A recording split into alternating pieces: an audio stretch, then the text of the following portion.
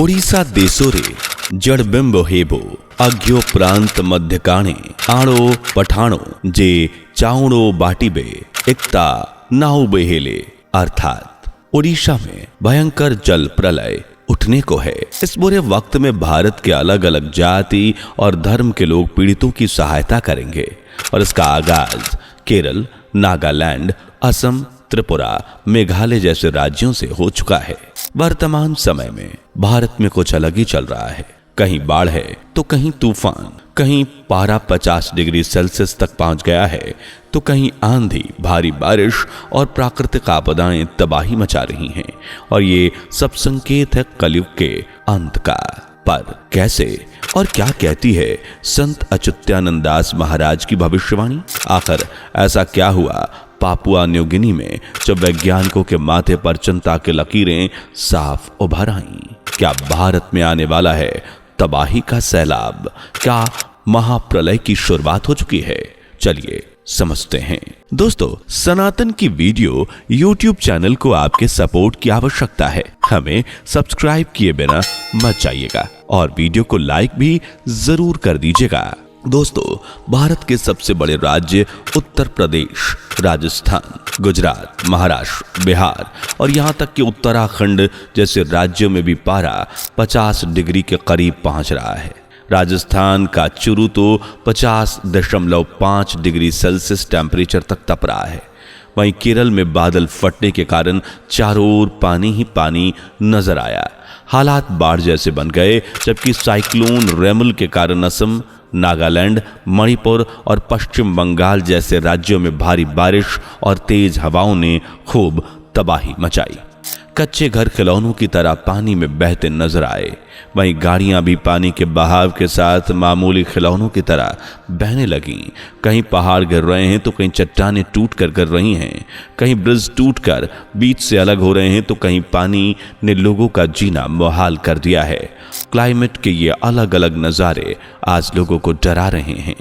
सिर्फ भारत ही नहीं बल्कि दुनिया भर में तबाही का एक ऐसा सैलाब उमड़ पड़ा है जैसे ऑस्ट्रेलिया, न्यूजीलैंड, पूर्वी इंडोनेशिया और सोलोमन आइलैंड सहित प्रशांत द्वीप समूह का हिस्सा पापुआ न्यू गिनी 4,62,840 वर्ग किलोमीटर के क्षेत्रफल में फैला ये देश भारत के परम मित्रों में से एक है जो इन दोनों प्राकृतिक आपदाओं के तले दबा हुआ है। हाल ही में एक खूबसूरत से द्वीपीय देश में एक ऐसा प्रलयंकारी लैंडस्लाइड हुआ कि देखते ही देखते 2000 के लगभग लोगों ने अपनी जान गंवा दी, जबकि 150 घर पूरी तरह से तबाह हो गए। ये कुछ भी नहीं, पेंगा प्रोविंस के याम्बाली गांव का अस्तित्व तो कुछ ही मिनटों में खत्म हो गया। मलबे के नीचे दबे हजारों लोगों की चीखते हुई आवाजें वैज्ञानिकों को डरा रही हैं। पूरा देश खौफ के साए में है क्योंकि वैज्ञानिकों ने चेतावनी दी है कि ये तो बस शुरुआत थी, अभी तो और तबाही मचेगी, क्योंकि इससे भी भयंकर लैंडस्लाइड की घटना पापुआ न्यू गिनी में घटना अभी बाकी है। अगला लैंडस्लाइड भी कभी भी हो सकता है और वो इतना प्रलयंकारी होगा कि हजारों नहीं लाखों लोग प्रभावित होंगे। घर मलबे में रेत के घरों की तरह दबकर बिखर जाएंगे। दुनिया के अलग अलग हिस्सों में हो रही ये प्राकृतिक आपदाएं इस बात का सबूत हैं कि दुनिया का अंतिम दौर अब आ चुका है।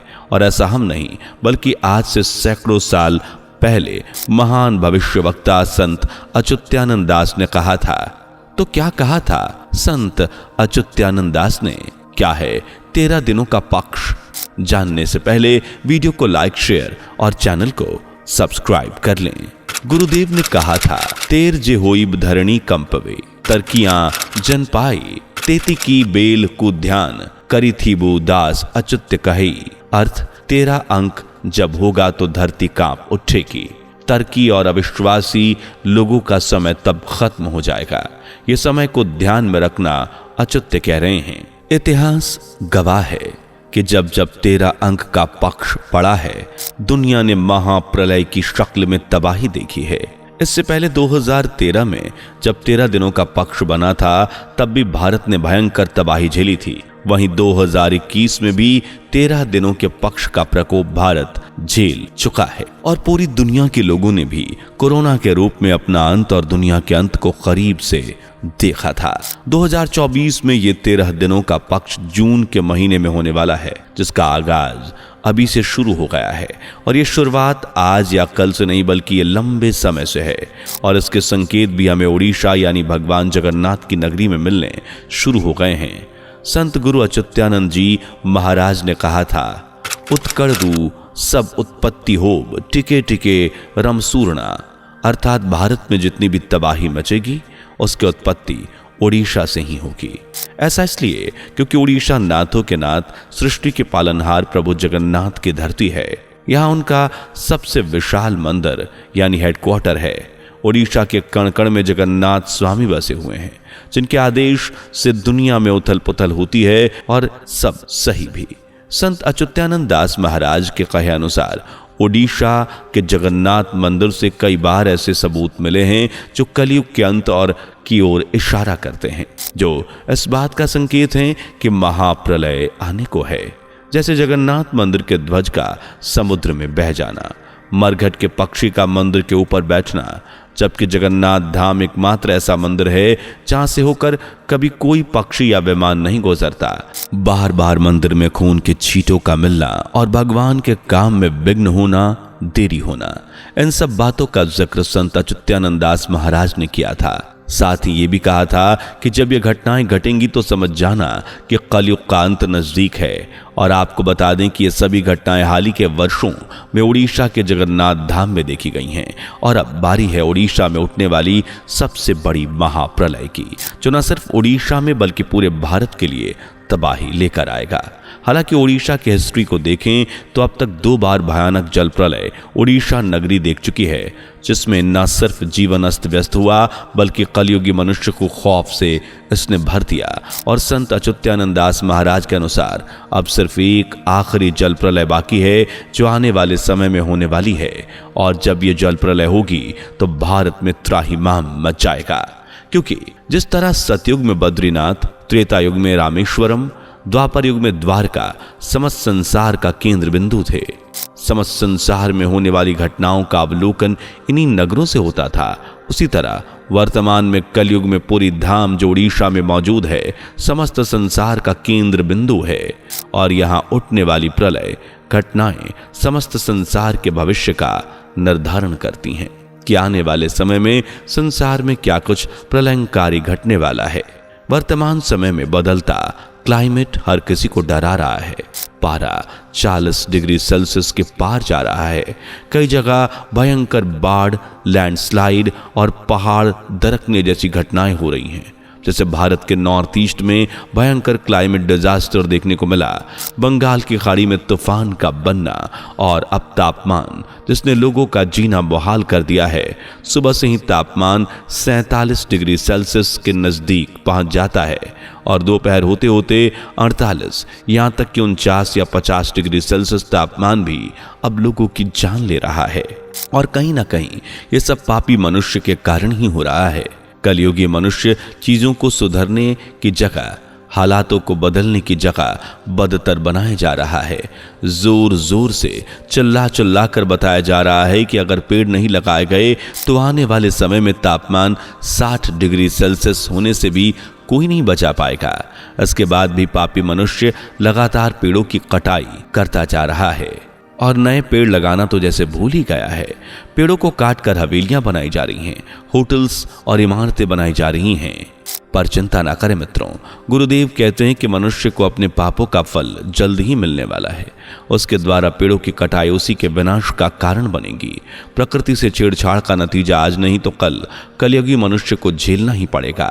वो समय जल्द ही आने वाला है जब कलयुगी मनुष्य अपने किए के लिए रहम की भीख मांगेगा, लेकिन उसे नहीं मिलेगी। किंतु हाँ, सच्चे और अच्छे लोगों के लिए प्रलय से बचने का मार्ग भी गुरुदेव बताते हैं। गुरुदेव ने कहा था, तेरे दिनों प्यख्यो होब बाबू सितिकी बीड़ीती तेरी भजीबू नो भोजिले बाबू ना उद्धारो हेबू संघारे लील रे अवश्य पड़ीबू। अर्थात 13 दिनों का पक्ष उठेगा तो भयंकर बर्बादी के साथ लाएगा। इस बर्बादी से बचने के लिए तुम्हें प्रभु की भक्ति में लीन हो जाना है, क्योंकि जो मनुष्य हरि की भक्ति में होगा, बुराई से दूर रहेगा, धर्म के मार्ग पर चलेगा, उसे ही श्रीहरि अपनी शरण में लेंगे। ऐसा नहीं है कि ईश्वर किसी के दुश्मन हैं, उनके लिए तो संपूर्ण दुनिया उन्हीं की है और यहाँ रहने वाले उनके बच्चे हैं।